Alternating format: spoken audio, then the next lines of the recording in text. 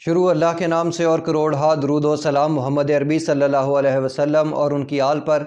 मैं हूं डॉक्टर रऊफ़ राना और आप मेरा यूट्यूब चैनल देख रहे हैं। इस वीडियो में हम एक दवा प्रोथाडिन के बारे में डिस्कस करेंगे कि ये किस लिए होती है, इसके साइड इफ़ेक्ट्स क्या हैं, इसकी डोजेज क्या है, किन किन अमराज में इस्तेमाल की जा सकती है, किन लोगों को इस दवा का इस्तेमाल नहीं करना चाहिए। ये तमाम मालूमात आज की इस वीडियो में शामिल हैं।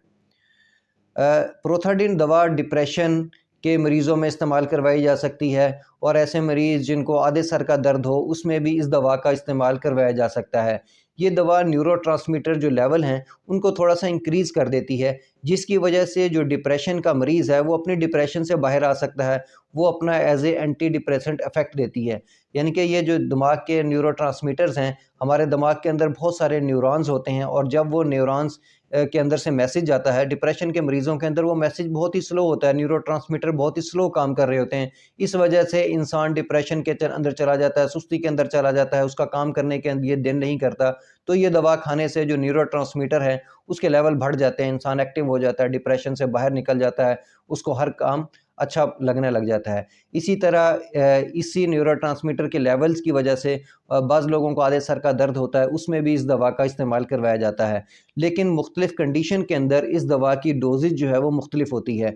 जैसे कि डिप्रेशन के मरीज़ में इस दवा की 75 mg से इस दवा का स्टार्ट करवाया जाता है और स्लोली इस दवा को इंक्रीज़ किया जा सकता है और 225 mg तक एक दिन में इस दवा की डोजेज दी जा सकती है। लेकिन दूसरी तरफ आधे सर के दर्द में 25 mg से स्टार्ट करवाया जाता है और स्लोली इंक्रीज़ करते हुए 150 mg तक इस दवा की हद मिकदार है वो आधे सर के दर्द में ये है।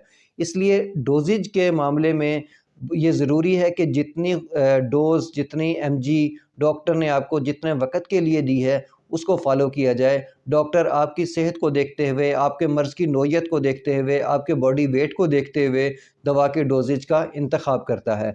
अब हम बात करते हैं किन लोगों को इस दवा का इस्तेमाल नहीं करना चाहिए। उसमें ऐसे लोग जो दिल के आर्ज़े में मुब्तला हो, जिनको हार्ट अटैक हो चुका हो या दिल का कोई भी आर्ज़ा हो, उनमें इस दवा का इस्तेमाल नहीं करवाया जाता।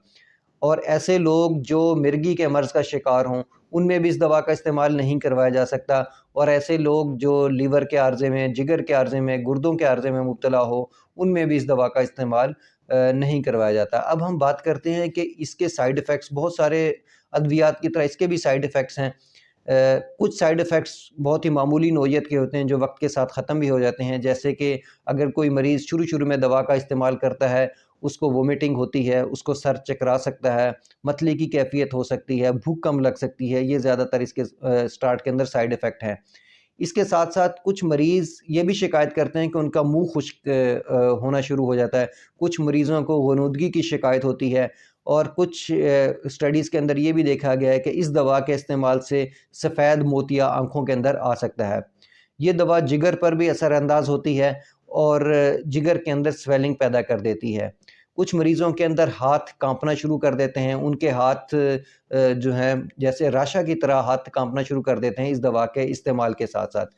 अब बात करते हैं अगर हम बूढ़े लोगों में जब इस दवा का इस्तेमाल करते हैं तो उनके पेशाब जो रवानी है उसमें फ़र्क पड़ता है, पेशाब रुक के आता है, इसलिए कोशिश की जाती है कि बूढ़े लोगों में इस दवा का इस्तेमाल ना करवाया जाए। इसी तरह इस दवा के इस्तेमाल से बूढ़े लोगों में दिल की धड़कन ज़्यादा हो सकता है, ब्लड प्रेशर यकदम डाउन हो सकता है, ज़्यादा हो सकता है, इसलिए दिल के मरीज़ जो है ब्लड प्रेशर के मरीज़ों में इस दवा का इस्तेमाल नहीं करवाया जाता।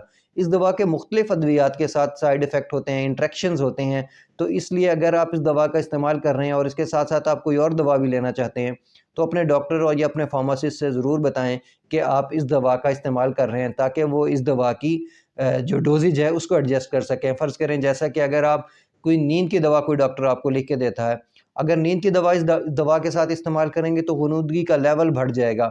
इसलिए ज़रूरी है कि जो भी दवा इस्तेमाल करें, अपने डॉक्टर को पहले बता दें कि आप रेगुलर रूटीन के साथ इस दवा का इस्तेमाल कर रहे हैं। मुझे उम्मीद है कि मेरी ये मालूमात आपके लिए फ़ायदेमंद होगी। अल्लाह आपको और आपके तमाम अहले खाना को सेहत वाली ज़िंदगी अता करे। अल्लाह हाफ़िज़।